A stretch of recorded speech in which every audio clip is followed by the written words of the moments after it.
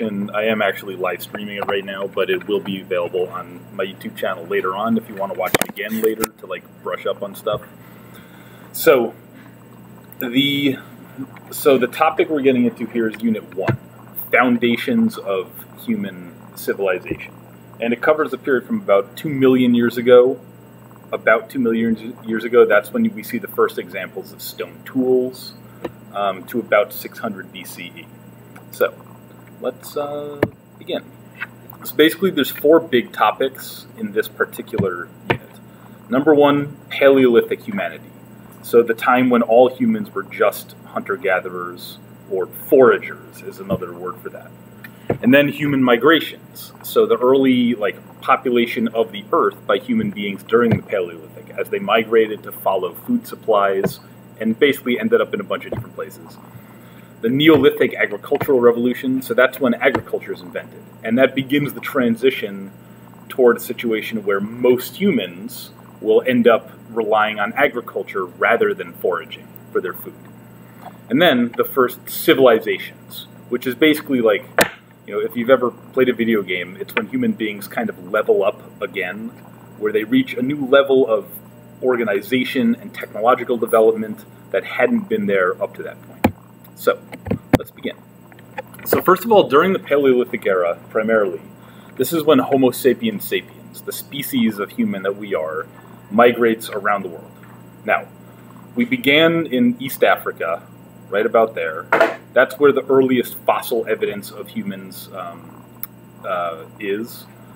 And within the last couple 100,000 years, that's when humans began to migrate. And once again, we were following wild food supplies. So animals, herds of animals moving, plants we knew grew at certain times of the year in certain places.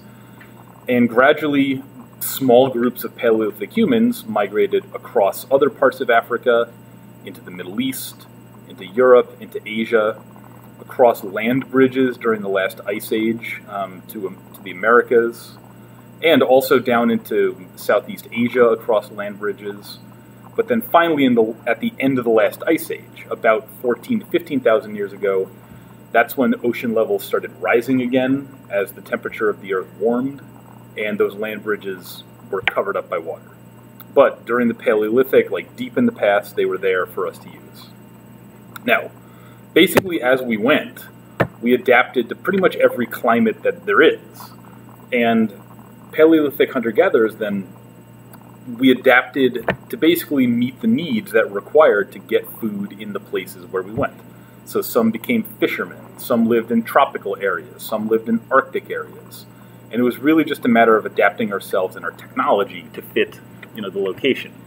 So the lifestyle of hunter-gatherers during the Paleolithic era, the whole population of the Earth was probably never more than a few 100,000 or a couple million at most during the Paleolithic, because groups of humans were pretty small, 25, 50 people, usually related to each other, for the most part, although sometimes there would be literal trading of people between different Paleolithic groups to keep the gene pool better stocked. But hunter-gatherers, though, they relied on stone tools. That's where the Paleolithic, the name comes from, the old Stone Age. So stone tools, but they also sometimes used animal bones as a material. Sometimes fibers from plants or animals might be used as a material, but stone was the main material for tools and weapons. Now, generally speaking, these groups were pretty egalitarian. So usually there was a sort of equality among the people in the group, because everyone was basically responsible for the same thing, for getting food, whether it was through hunting or gathering, man or woman, older or younger. So basically then life revolved around acquiring food. There was no one who was, a king or anything like that. So everyone was basically equal, and because the groups are small enough, decision-making could usually be done collectively. There wouldn't need to be one guy who just makes the laws. There could be discussion and consensus among the group. And generally among men and women, there was some egalitarianism as well, because everyone was responsible for raising children as well, and protecting everyone else in the group. So it was a very sort of egalitarian kind of system. And because people spent, a few hours a week getting their food, and then had leisure time after they had enough food for a few days or for a couple of weeks or something.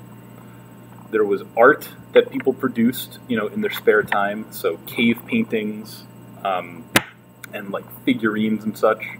But there was also time to make music and tell stories. And generally speaking, even though life was difficult and dangerous, to a great extent, people in Paleolithic societies, and even in hunter-gatherer groups that still exist now, were not unhappy. They sort of lived within that context, as well as they could. So, now technologies, though, you can see really depended on the specific places where people lived, whether it was boats or spears for fishing, or, animal skin, clothing to wear to block out the cold. But people adapted. Now, let's see.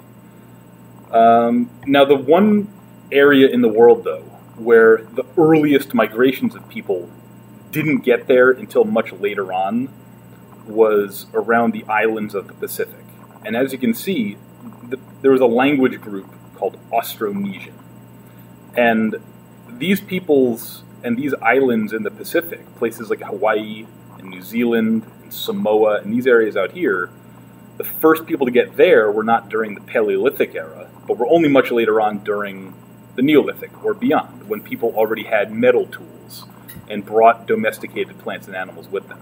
So, migrations, the first time that humans got to most parts of the world, it was during the Paleolithic, but these parts of the world specifically are kind of unique. That the first time humans got there, they already had agriculture and domestication. So, now moving on. Now about 8,000 BCE is when humans begin the transition toward agriculture. And once again, it doesn't happen everywhere at the same time. Some parts of the world it never happens at all. But in the places where it happens, people start to settle and plant food, raise animals and crops, and basically stay in essentially one place. Now, in those places, that's where you have growing food supplies and food surpluses, so the population grows. So within a few thousand years, most of the people in the world are depending on agriculture, even though there are still a lot of hunter-gatherers and nomadic pastoralists in the world. But simply because of how much more food you can produce when you're using agriculture versus hunting and gathering, these are the places where the majority of the world's population is going to be within a few thousand years after agriculture begins. Now, in the places where it began, it very quickly started to diffuse. And some areas, adjacent to the places where it was invented, they can use the same crops, the same animals. So, in the Fertile Crescent, people in Mesopotamia learned how to farm wheat. They learned how to raise, goats. And then within a few hundred or thousand years, that knowledge spread right over to Egypt and to the Indus River Valley. So it was pretty easy to kind of transfer this stuff between different people in kind of the same areas. But in some parts of the world, though, the climate wasn't really good for agriculture, or they already had a very abundant wild food supply and maybe didn't feel like they needed agriculture. So some places people didn't adopt it because of climate, some places they didn't adopt it because they just felt they didn't need it at all, and they had enough food to live. So, now, agriculture, though, it probably began as a supplement to wild foods. So it's likely that the first people who really started agriculture in each of these places, for whatever reason, they felt like they needed to have a food supply that they controlled. So perhaps some species of animals were going extinct. Perhaps it was becoming more difficult to find particular types of vegetation. But for whatever reason, people started planting so they could have a little extra food. And then gradually, as we became better at it, and as the crops we cultivated became more dense and yielded more calories, as we, cultivated and selected them, that made the food supply from agriculture become bigger and bigger and bigger. Now, the first place where it began was in the Fertile Crescent, Mesopotamia, and that's modern-day Israel, Syria, Lebanon. this is where we have the earliest evidence of agriculture. But once again, it spread pretty quickly from there.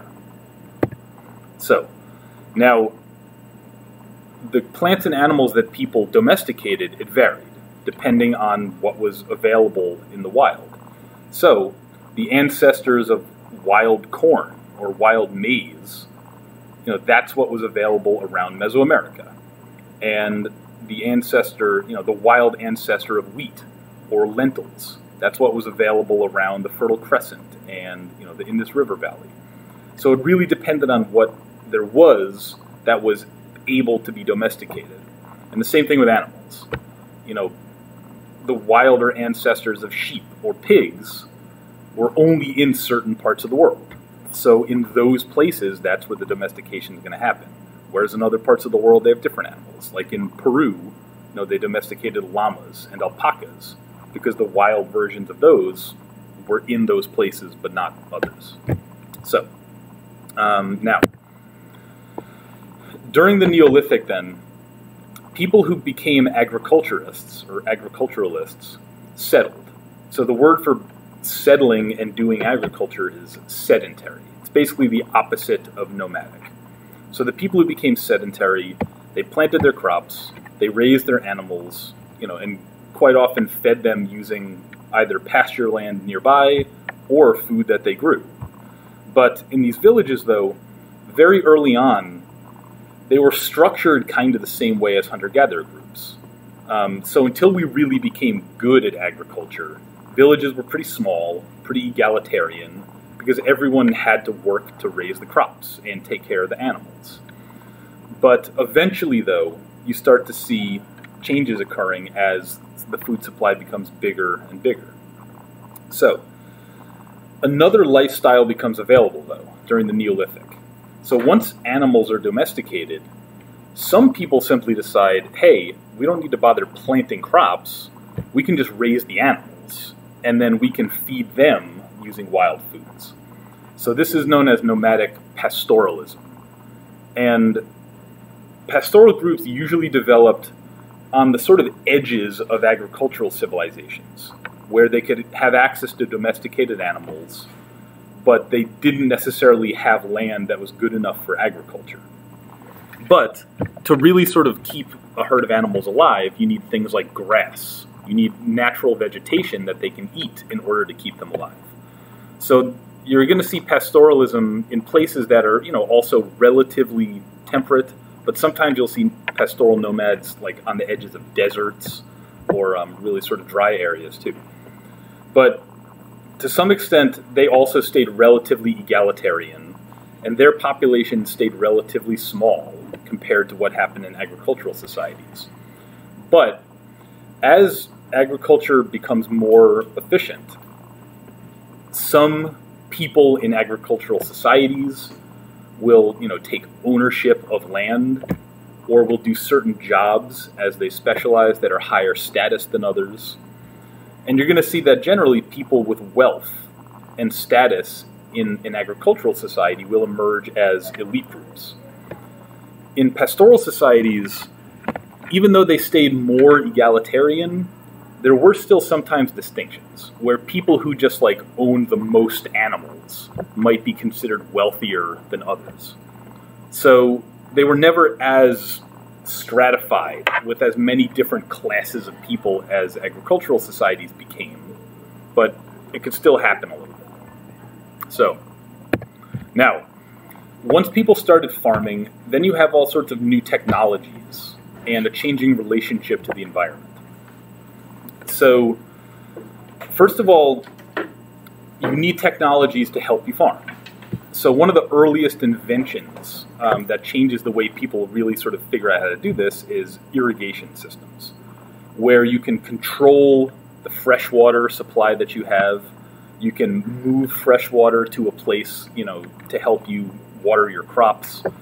So this kind of water control technology becomes really important to these early societies, these agricultural societies. And there's speculation that, governments developed in agricultural societies primarily for the purpose of organizing the labor in the maintenance and the defense of these irrigation systems and other important public works that allowed these societies to survive and grow. But once you have enough of a food surplus, then people can specialize. And rather than everyone working in, like, as an agricultural laborer, some people can become builders, some people can be engineers and specialize in maintaining these kinds of systems. Other people can become, tool makers and figure out how to develop new types of tools that are more effective. So during the Neolithic, this is when you see the beginning of metallurgy, metal tools and weapons, as people figure out how to use things like copper and bronze and shape them into tools and weapons. And metallurgy is going to open up this whole new level of technological development. But also, people come up with new ways to clear land by clear-cutting forest, quite often using new metal, tools to do so. And basically, people just become better and better at shaping the environment to their needs, rather than adapting themselves to fit the environment as they find it. That's really the biggest difference between hunter-gatherers versus agriculture. Adapting to the environment versus shaping the environment to your needs.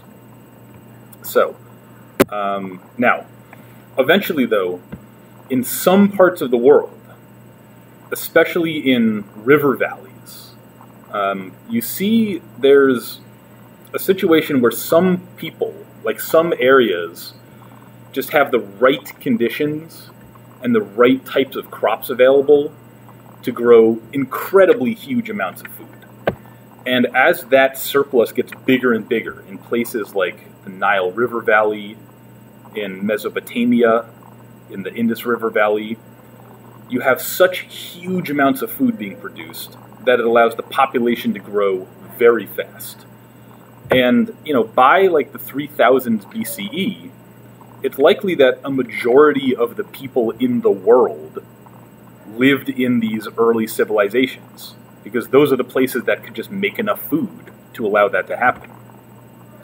So, now once again though, the word civilization here is meant to just be an indicator that these particular places are a new type of society, that when you compare them to earlier agricultural societies that were smaller, that had less developed technology, these are just something different. So once again, it's not saying they're better, they're just sort of bigger and, have certain things that other groups of people didn't yet.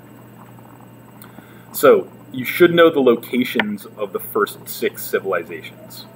So Mesoamerica, the Andes Mountains or Peru, the Nile River Valley for Egypt, Mesopotamia, the Indus River Valley, and then the Yellow River in China.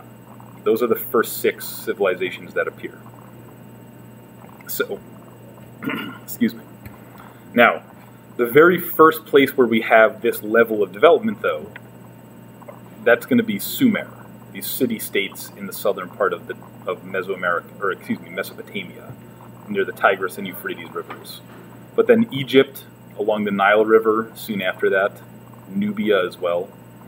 So, now, civilizations then, if you look at a society of people, during this era in world history, this is the checklist you would go down that would make you say, oh, that's a civilization. That is this new type of society that has developed.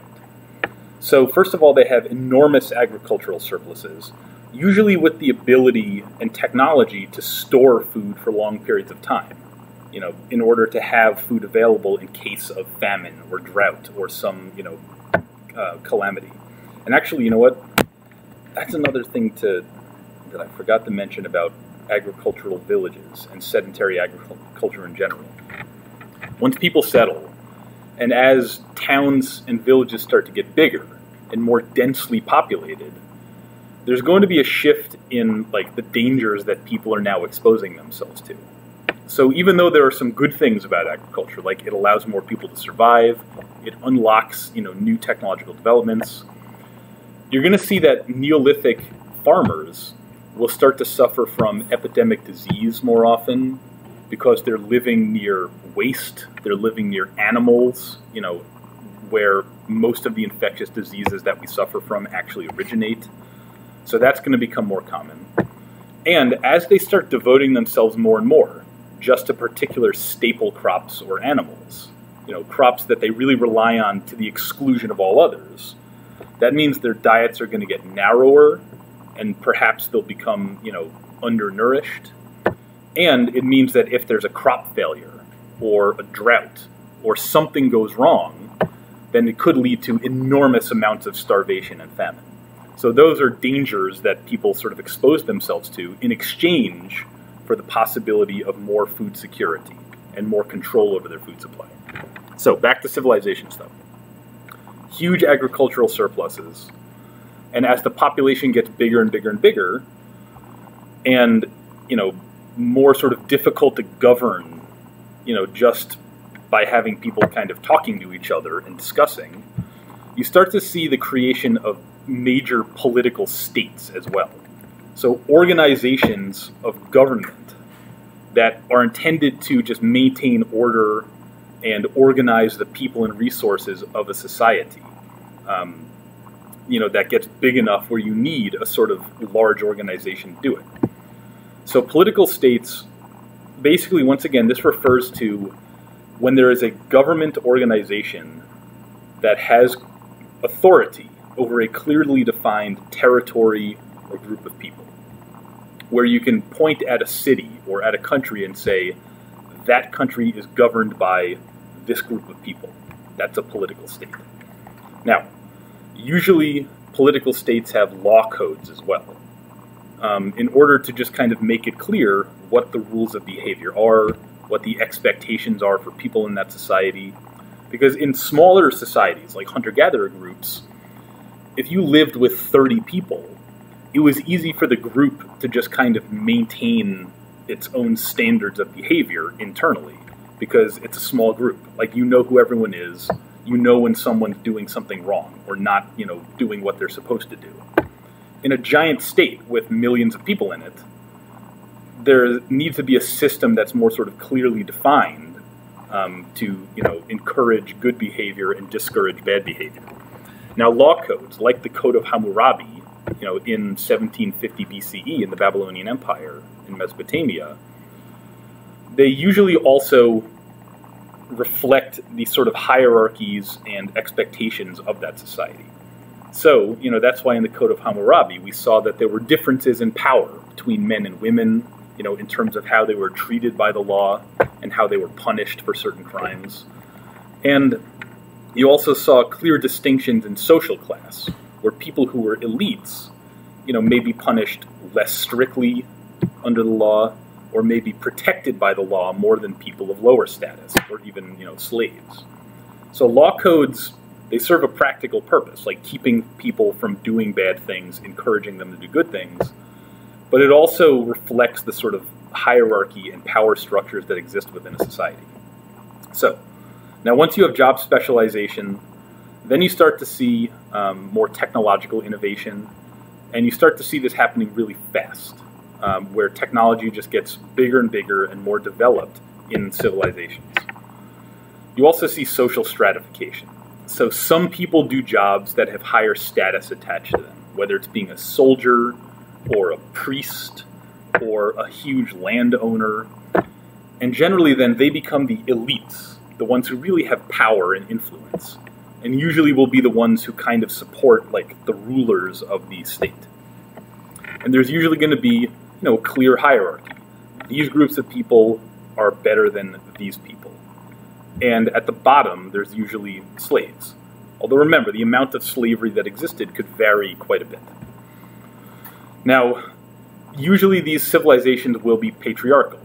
And that means there's a power imbalance, where men usually have some privileges or protection or status that women simply don't have. Sometimes it can be very kind of, subtle, where men are allowed to go to schools that women aren't allowed to go to. Or that, men have the right to own property more easily than women. But in some cases, it's very obvious and sometimes, unfortunately, brutal as well, where women are essentially like property of men in their families. So this can also kind of vary the way that it works, but it's usually there in a civilization. Now, there's usually monumental building, huge buildings, often of stone, or monuments which are put in public simply for the purpose of just showing power and authority by the ruler of a civilization. So that could be pyramids that are just tombs for Egyptian kings. It could be ziggurats or other just big temples, that are important for religious rituals. And the priests who run the rituals at temples will quite often be very powerful as a result. So, monumental building then, that requires money, requires expertise and technology, and it requires the ability of a king to take hundreds or thousands of people and say, listen, whatever you're doing before, now I'm going to have you just build my tomb for me. That's a pretty bold statement that there's a powerful person organizing this society. Public works. This is big buildings and projects that are intended for use by the public and practical effects. So things like irrigation systems and roads and defensive walls and canals for transportation. So public works are something that also require a lot of technology and expertise and wealth and resources and organization, except in this case, it's for something that is kind of generally for public use and the public good, rather than just the king saying, look at how awesome I am. So, now every civilization will have writing and record keeping, and usually this begins for practical purposes, to just kind of keep track of how much is being made, where it's being stored, how it's being distributed or traded. But eventually this is used for kind of ritual or monumental purposes as well. So religious scriptures will be written down, and law codes will be written and published in public for everyone to see. So, and of course, every civilization trades with neighboring people and takes in influences and sends out influences as well. So no civilization develops in isolation. There's always this flow and connection between different places in the world. So, now, once again, hierarchy and social stratification. There's usually some powerful ruler at the top who claims divine right to rule. In the case of Egypt, it's the pharaoh literally saying, I am a god, and powerful priests willing to support him, when he says, I am a god. But in other cases, the king doesn't necessarily have that status, but he would have the support of elites, big landowners or priests or, very powerful merchants or something like that. Then among the commoners, you would have artisans, so people who are just skilled craftsmen or, shopkeepers or smaller landowners. And then you would have peasants toward the bottom, people who are poor, small farmers, people who don't really own much. And usually that constitutes the biggest group of people. So most people in these societies were peasants, but they were the ones who didn't really have that much power. And now, writing systems. So ideographic writing systems were usually the earliest type, where symbols represented whole words or ideas. So cuneiform in Mesopotamia was the earliest example of this. And in China, the oracle bone script that eventually became the Chinese writing system is like this. Egyptian hieroglyphs are like this. So, let's see. But there are going to be contributions by, people who are on the fringes or aren't really dominant groups in these civilizations as well. So remember, the first alphabetic writing system in the world was invented by Phoenicians. These were merchants, who went around the Mediterranean Sea, were based in the Middle East, and they never had a huge, enormous empire or were the dominant people in a civilization, but they were the people who came up with this idea that became influential. And remember, our own alphabet is derived from the Phoenician alphabet that was invented, over 3,000 years ago. The Hebrews, these were people based in the Middle East who were really kind of the first to develop the idea of monotheistic religion rather than polytheistic religion. So, in South Asia, the Aryan pastoralists who migrated into South Asia, between like 2000 and 500 BCE, they brought new religious ideas with them as well. So things like the idea of Brahman and samsara and dharma and karma, they sort of developed as a result of the combination of their ideas with the people who already lived in India. And they brought the Vedas with them, the earliest scripture in what eventually became Hinduism. People who were still pastoralists, they developed their own unique technologies as well. Things like chariots that you would pull behind horses. Things like saddles and bows and arrows that were very compact and powerful, so you could fire them from horseback. So even though they were never enormous in terms of population or, having huge empires during this time, they still invented things that became useful and were transmitted into other parts of the world. And iron metallurgy, this is going to be the metal that really becomes like the most common material for tools and weapons around the world over the next several thousand years, up to the present day. Iron is invented by the Hittites about 1200 BCE, and they're in the Middle East, and they were never like the biggest, most dominant group. They just happened to be the people who invented this idea, and then it spread out from there. So, I just want to back up to this map again. So, remember then, Sumerian civilization in Mesopotamia began as small city-states. So once again, even though they were independent cities, they had their own governments, so they still counted as political states.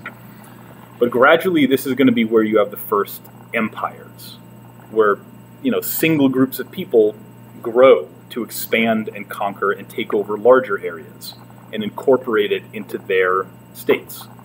And the Babylonian Empire, based in Babylon, was one of the earliest examples of these.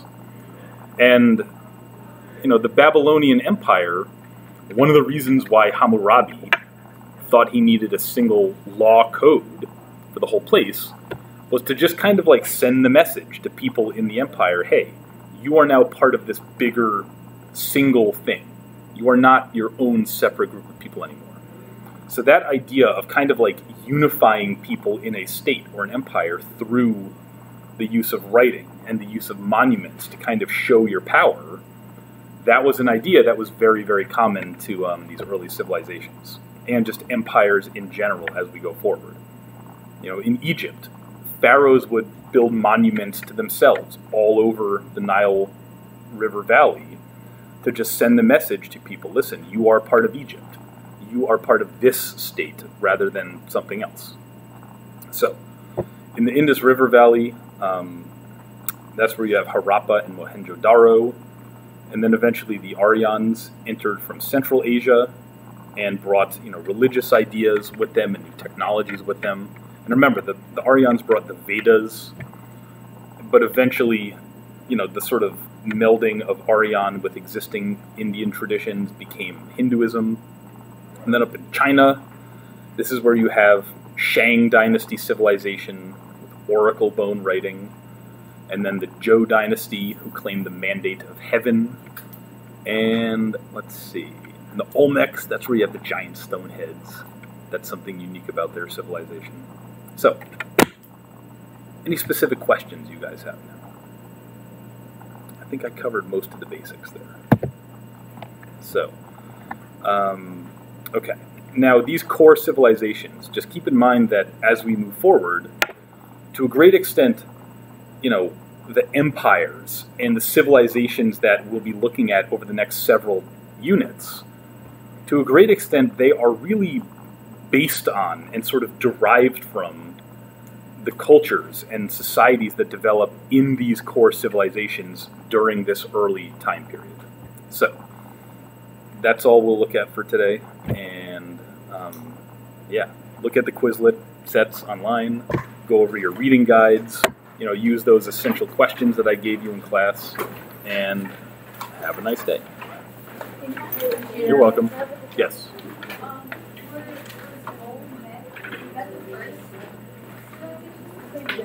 Well, that's the first civilization in Mesoamerica. Yeah. But that civilization, like, the first, Olmec buildings and Olmec, like, statues and so on that have ever been found were about, like, 1200 BCE. So that's about, like, 2,000 years after Sumerian civilization. Yeah. So it took a little more time to sort of get to that point. What's the difference between the sedentary something and like the nomad? Nomads, those are people who move to follow wild food supplies. And then sedentary is when people stay in one place and just basically have, either have a food supply there or grow their own food. And they have to stay in one place to, because that's where the food is. So the word sedentary, it literally just means like staying in one place. Yeah.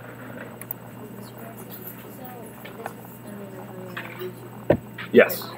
Yeah, it's... We're at the environmental club. Okay. So we missed like the beginning. Yeah, that's fine. Yeah, this